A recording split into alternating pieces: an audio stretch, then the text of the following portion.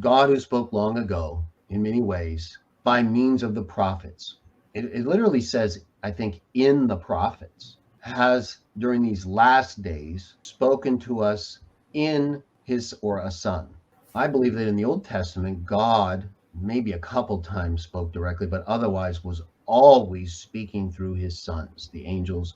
So, for example, in Acts 7, you have the angels on the top of Mount Sinai giving the law, and you have them speaking in the burning bush to Moses. But in the actual accounts, it's God, it's Yahweh.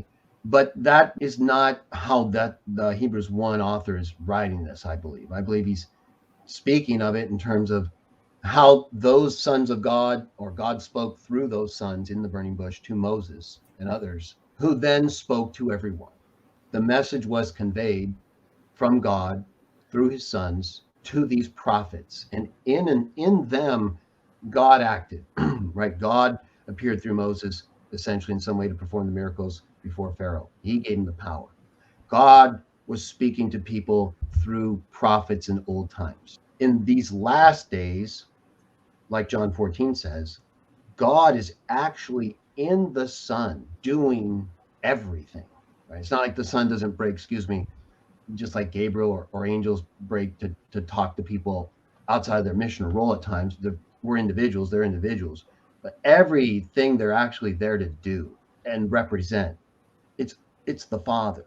So in the old times, prophets, imperfect men, powerful figures, faithful men, but nothing like a perfect son. Nothing even like Adam, really. Well, I guess like him, but without sin is a big difference. I believe he's talking about how he spoke to people through prophets after the message was delivered by him through his sons. And then in the same way, he spoke to the Son directly as one of those sons who became a man.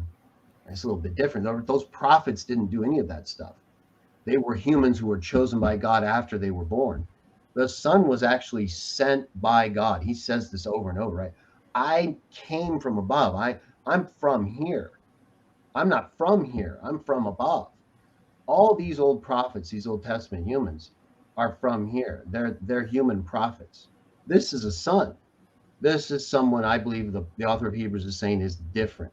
And so whereas God spoke to us through these prophets of old, I don't believe he's excluding the fact that the accounts also explicitly teach God used angels to speak to the prophet. So it's not excluding that whole representation. It's talking about the end result, right? Who did the people actually end up talking to? Moses, Isaiah. Who did the people actually end up talking to?